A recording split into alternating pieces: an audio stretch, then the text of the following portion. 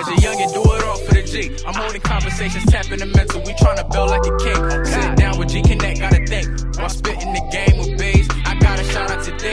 As a youngin', do it all for the G. I'm holding conversations, tapping the mental. We tryna build like a king. Sit. Because I only, like I said, I only known Rum a short period of time. And you know how you meet somebody, you have a conversation, you know a lot about somebody by conversation, you know what I'm saying, a lot of times. You know what I'm saying? Right. And you sit there and you talk, you have a decent conversation. Okay, I know what side of the tracks you come from, I know what side of the tracks you come from. So you can easily, you know what I'm saying, continue the conversation. But that was just a split second of the time that y'all had to spend with him.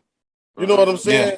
Yeah. So that's why I asked the questions that I asked, because I want to know, like what was the track that y'all did that you was like, if that motherfucker go with me and Rum on that bitch, it's going through the roof.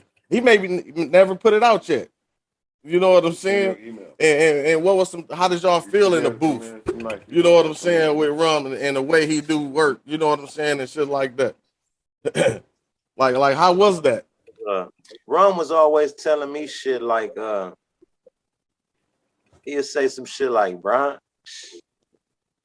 nigga gotta be careful coming behind you or before you, cause like a word magician. I'll be like, nigga, get the fuck out of here. You know you play with them words like they Legos and shit. Like, so we going back and forth, you know, massaging each other ego and shit, so that we can wrestle the best words out of one another to get it there. But we never. You can't do well, not to pause you, bro. With each other. Bronco, we always look at everybody else. Right or wrong, Bronco?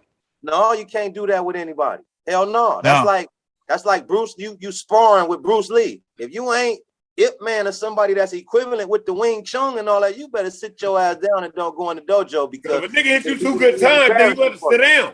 It'll be an embarrassment for you. Even if don't nobody else be in there but you and him, you gonna know what the fuck it is. If you ain't good, don't do your shit. You can't pop a wheelie, don't even act like you can ride a bike around motherfuckers like that, because that's like a whale shark with this thing we do called the art of wordplay with hip hop and shit like that. He telling me I'm a word magician. This nigga like a whale, but a shark whale though with the shit. Yeah. You the shark whale telling the food that he's a magician. Yeah, you basically or what, nigga?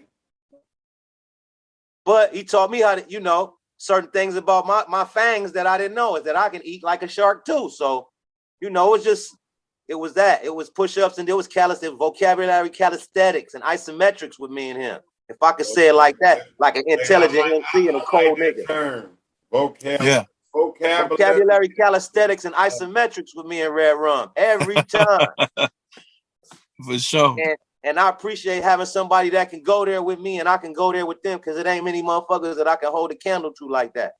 Exactly. A lot of motherfuckers that just be in the shadow and shit when I'm doing my vocabulary calisthenics and my isometrics and shit. Not this guy. This guy swings too. Does his shit. Wow.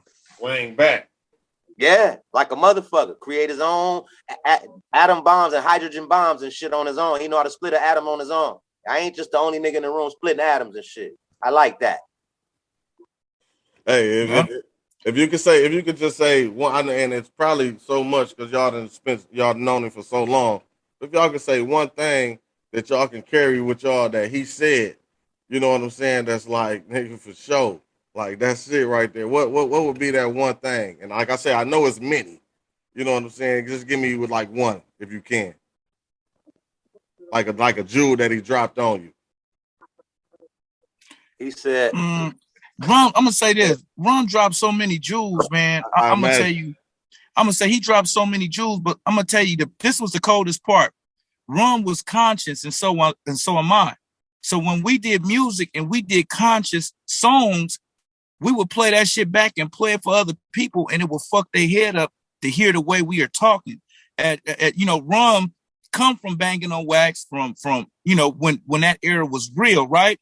Right. But you look at his last days, what Rum was on, and I think people need to really, really focus on what he was on. Rum wore them African beads. Nigga, he was with this red and blue. He was with this black and brown. Rum was with the togetherness, and he was a leader. He was the Tupac of the Paru and the Bloods, homie. Without me saying, you know, Tupac wasn't affiliated. But do you get what I'm saying? I got what you're saying without saying it. That's what we spoke on in our last interview with him. So I feel you. Listen, you have a problem on the street. I will be with Rum, and different niggas will call Red Rum with different street problems, and he pick up his phone. His phone, he had every number and you can think of in his phone. Yeah. So if it was a problem over there and in the Hoover, he got somebody to call. If it's a problem in the 60s, he had somebody he can call. Rum could call anybody and get to the bottom of shit. And we don't have that no more these days. We don't have too many people to take that type of leadership. And he was able to do it without being a lash because he was Red Rum. Niggas, his G card was so authentic. Once they seen his name to it, a motherfucker back off, homie. You feel me? When the average nigga tried to do the shit that Red Rum was doing, the shit that Bronco be doing, they have problems, homie. We have problems, right? Am I lying? Nope. Bill Blast had them shows. He put Red Rum at them shows, nigga. Listen, we would be in Long Beach. We would be way in Santa. What was that? Santa Ana. Yep. You feel me? And when I say on the roster, everybody on that roster was from somewhere and brought their homies. For sure. Nobody was killed. Active gang member. Nobody was killed at an event. Nobody was killed at an event. Hey, so that respect level had to be together for nothing to go. Red Rum would be in them functions, dealing with everybody. He was a mediator, homie. He was a gang mediator, my nigga. I'm telling you. I gotta say this without taking nothing from Red Rum, but I was able to feel like because I knew personally, because I was the person that was over setting up the venue, so I had to reach out to who else I wanted on the venue.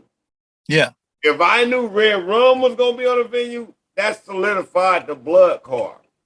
That's right. Whatever Crip that was on that venue that I fuck with, I knew that Crip solidified the Crip card. Yeah. Meaning not saying that they had full hands-on experience of what to do with everybody out there because can't no man control no other man. Yeah. Right. But it was enough respect. If you fuck with me on this venue, cuz, or blood, we coming to do this thing, my nigga. Unless nigga punch you in your mouth or you see nigga punch me, all that other shit is irrelevant. Ain't no mean mugging, ain't no the little bullshit that instigate to big shit. Everybody came out and had a good time, from the average Joe Smo to clear up to the whole 60 car. Cause like I said, we had it, me and you was there together with Nipsey Hussle and Menace. That's the whole Black Wall Street and the neighborhood 60 car. We had no problem, and we was in Long Beach. None of us was in our jurisdiction. We had everybody on that roster, homie, and we was showing love. See, that was the beginning. See, people don't look at, if you look at what Nipsey was doing at the end of his time, that was the beginning part of that. That started that, homie. Exactly. That started that picture. That picture showed Nipsey was with all of us, and it was love, homie. That right there, that very day, that night of that show, after that, that's when it was just, he was full-fledged, homie. He was full-fledged, homie. You feel me? Yeah. Yeah, but see, the only thing that hurts me is being in this game like this, right? Is we seen Nipsey at the end of his time, what he was trying to do, bring us together. We see Red Rum at the end of his time trying to bring us together. Somebody gonna have to step up, homie, and continue what these brothers was doing, homie. Somebody got to continue it, and people got to just fall back and respect it because it's time, homie. It's time. Listen, my nigga Bandana. For whatever it's worth, and I got you in here, and I got Bronco in us, so both different generation. Both y'all in a similar generation to me. I'm older than both of y'all. Yeah. And I'm older than probably Red Rum. You know what I'm saying? But at the same time, we all got, with what you saying, I'm willing to take on that torch here, right now, on my platform, as far as right there. And bringing conversation together. I'm not here to talk about gang shit every day. I'm not here to talk about, I just want to network real motherfuckers that if y'all didn't know each other already, today y'all would have met, right? Hell yeah. So that's all I want to do. So if I call you from this point out to come get on some shit, be expecting to meet somebody you don't know. With D and G2Bs, a generation conversation. If you ain't got the patience, you don't.